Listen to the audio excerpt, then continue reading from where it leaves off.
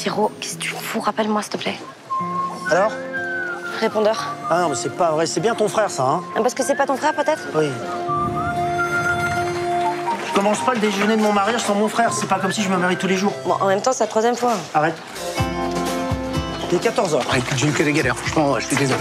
Je suis si heureux pour mon frère et ta femme.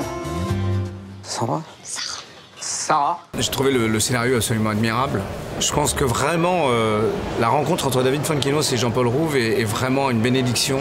Quand un scénario est vraiment très très original, enfin extrêmement bien écrit, mais avec une dimension d'auteur aussi de littérature, il y a toute une partie qui n'est pas écrite, mais dans laquelle on peut jouer.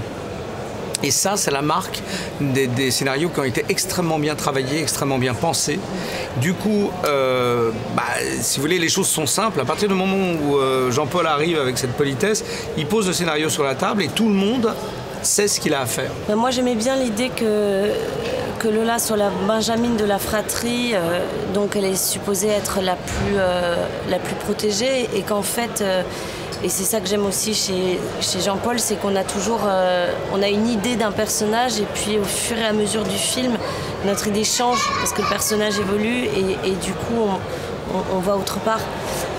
Et du coup voilà, c'est une Benjamine parce qu'elle est solide, elle a pu prendre soin d'eux, et puis elle se rend compte à son âge, on ne sait pas quel âge elle a, 35 ans, qu'elle ne s'est pas occupée d'elle finalement. J'ai rencontré quelqu'un et je suis amoureuse. Voilà, non, tu t'emballes. J'aime pas beaucoup cette phrase, moi. Je lui dis que je suis amoureuse. Mais qu'est-ce que j'ai des têtes d'enterrement là. Vous pouvez pas faire un peu moins de bruit? Non mais ça va, ils sont morts, hein, ça change rien. Lola m'a dit que vous vous êtes rencontrés au boulot. Moi, je divorçais et Lola, c'était mon avocate. Et même qu'il va se remarier. Avec qui?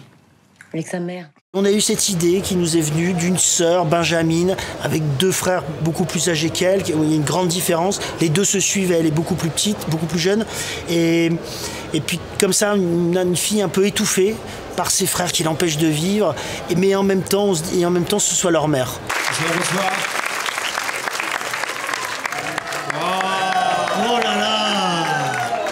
Très joli, bravo, merci. C'est les relations humaines qui m'intéressent, plus qu'on va dire que les rapports frères-sœurs. C'est tout ça, moi, qui me plaît. C'est les rapports enfant-parent avec son fils, les rapports amoureux avec Ramzy et Ludivine. Ce dont on voulait parler aussi avec David, on partait du principe de est-ce que ces gens, s'ils n'étaient pas de la même famille, est-ce qu'ils seraient amis? Qu'est-ce qui fait que finalement il y ait ce lien presque inconscient, c'est presque instinctif, l'instinct d'être de la famille. Quand on a commencé à travailler, j'ai compris, c'est un vieux truc que j'avais enfoui, je vous dirai pas quoi, mais qui était sous-jacent, qui était un peu la solitude de ce personnage, voilà. Et ça m'accueillit, voilà, on se fait avoir comme ça, quelquefois par des rôles. J'ai mis pas mal de temps à sortir un petit peu de cette énergie-là, et je me suis fait assez choper, je dois dire, au milieu du film. Jean-Paul s'en est bien rendu compte d'ailleurs, et tout le monde s'en est bien rendu compte. Ouais.